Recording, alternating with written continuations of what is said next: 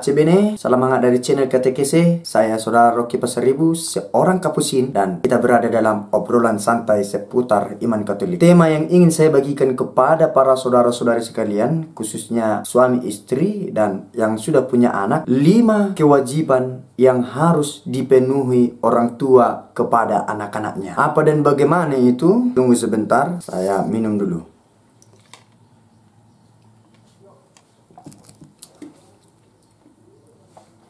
Tapi sebelum saya lanjut pembahasan, ada 5 hal yang harus Anda perhatikan sebelum menonton video ini. Yang pertama, jangan lupa bernapas. Yang kedua, jangan lupa like. Yang ketiga, jangan lupa share. Yang keempat, jangan lupa subrek. Dan yang kelima, jangan lupa komen.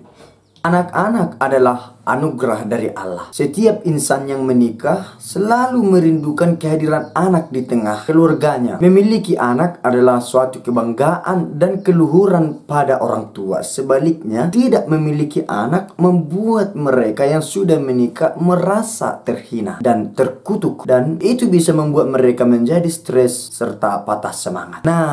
Bagi mereka yang sudah punya anak, perhatikan kelima hal ini. Ini sangat penting. Tentunya saya berbicara dari perspektif iman atau pandangan iman Katolik, tidak dari pandangan psikologi, karena itu bukan bidang saya, jadi saya tidak berani mencampuri itu. Yang pertama, pandang anakmu sebagai anak Allah. Kehadiran anak sangat luhur dalam keluarga karena mereka tercipta melalui hubungan penuh kasih sayang antara suami dan istri melalui perkawinan sah. Sebagaimana Allah mencintai semua umat manusia dan menjadikan manusia sebagai anaknya, demikian juga hal yang sama diberlakukan orang tua untuk anak-anaknya. Orang tua wajib menghormati anak-anaknya sebagai pribadi manusia, maka berilah dia makan, jangan terlantarkan dia, rawatlah dia, jangan buang, dan berikan kasih sayang. Jauhkan tindakan kekerasan dan membabi buta dari anak. Karena bagaimana? Ini sangat penting. Fakta berkeluarga saat ini tidak berlaku universal, hanya sebagian keluarga saja. Anak dijadikan sebagai pelampiasan atau objek untuk menumpahkan rasa emosional orang tua. Ya, di saat terjadi krisis ekonomi, anak menjadi sasaran. Saat terjadi hal-hal pelik dalam kehidupan, anak menjadi sasaran. Dan ini bagi yang berkeluarga, hindari hal ini. Sangat penting, bahkan disuarakan gereja. Yang kedua, hormati anakmu. Ada kecenderungan negatif yang dipelihara hingga saat ini, yaitu sifat otoriter orang tua untuk dihormati. Pada hakikatnya orang tua memang harus dihormati dan itu wajib. Namun bila berlebihan tidak layak juga. Ketika anak ingin mengungkapkan sesuatu yang benar dan memang bernada sedikit menegur, apa kata orang tua? Hei, kamu tidak sopan. Tidak boleh seperti itu kepada orang tua. Tidak boleh,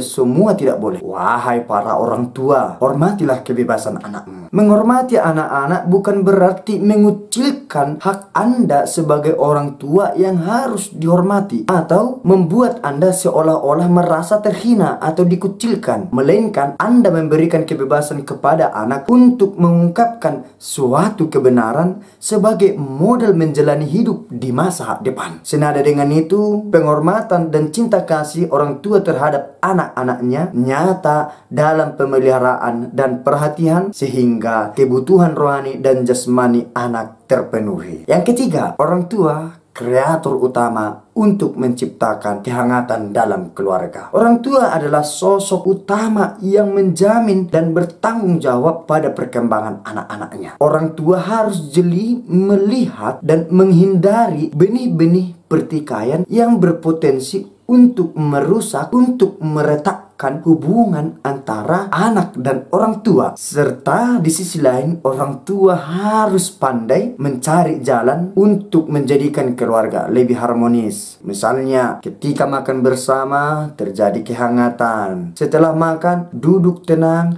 bercengkrama satu sama lain, berbicara satu sama lain, saling terbuka dan menaruh respek pada setiap anggota keluarga. Tidak malah asik dengan android pribadi. Ya, ragaku memang di sini, aku memang di sini bersama keluargaku, tapi hati dan pikiranku terarah kepada yang lain. Sadar atau tidak, inilah kenyataan dalam hidup berkeluarga saat ini. Orang-orang di hadapanku tidak kusapa dan kuabaikan, tetapi yang jauh di sana, yang yang barangkali ku kenal hanya melalui media sosial, ada obrolan hangat. Miris bukan? Atau sesekali bolehlah rekreasi, jangan terlalu perhitungan dengan uang. Hal semacam ini juga mampu menciptakan kesegaran dalam rumah tangga, seraya memperkuat ikatan batin satu sama lain. Sehingga di dalam keluarga bersemayamlah kemesraan, pengampunan, saling menghormati satu sama lain, dan kesetiaan serta pengabdian tanpa pamrih. Yang keempat, berikan pendidikan iman. Pendidikan iman sangat penting dalam diri anak. Bila penting, berikan video ini untuk ditonton karena ini juga berisi pendidikan iman.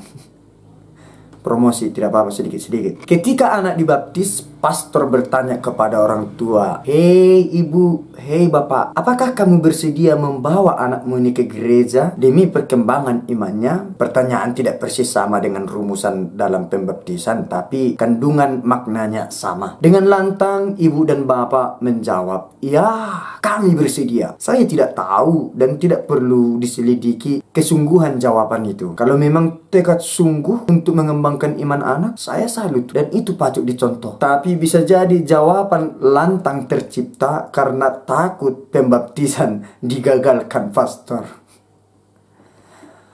Hanya intermezzo. Hanya bercanda, saya yakin semua pasti sungguh-sungguh. Orang tua harus memperkenalkan iman kepada anak sejak usia dini. Dan tempat utama untuk mendapatkan itu ada dalam keluarga. Sebab keluarga adalah komunitas gereja kecil. Misalnya, orang tua mulai mengajarkan anak cara membuat tanda salib yang benar, mengajarkan anak doa-doa pokok, dan menuntun anak untuk semakin giat membaca kitab suci, dan lain-lain. Tujuannya agar iman sungguh berakar dalam dirinya sehingga ketika tumbuh dewasa ia tidak mudah oleng dan hilang orientasi. Anak tidak terjerumus pada tindakan kejahatan moral karena sedari kecil nilai-nilai moral dan ajaran-ajaran moral telah disuntikkan orang tua kepadanya. Menyangkut pendidikan iman, orang tua bisa memperkaya pengetahuan iman anaknya melalui katekese yang diadakan di paroki. Bisa juga katekese yang diadakan melalui video ini.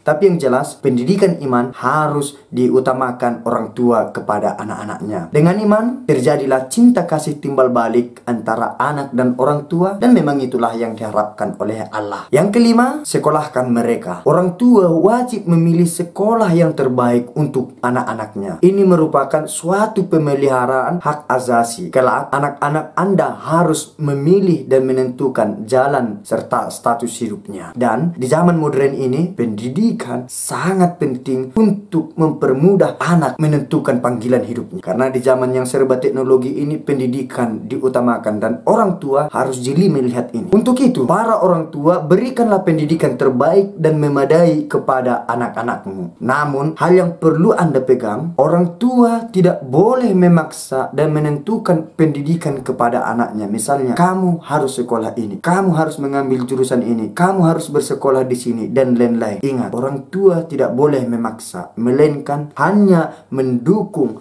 kehendak bebas anaknya. Sekian katekesi yang saya sampaikan kepada para saudara-saudari sekalian atas kerjasama kita ya, melalui like, share, subrek, dan komen. Saya ucapkan terima kasih. Pace bene, sampai berjumpa di video berikutnya.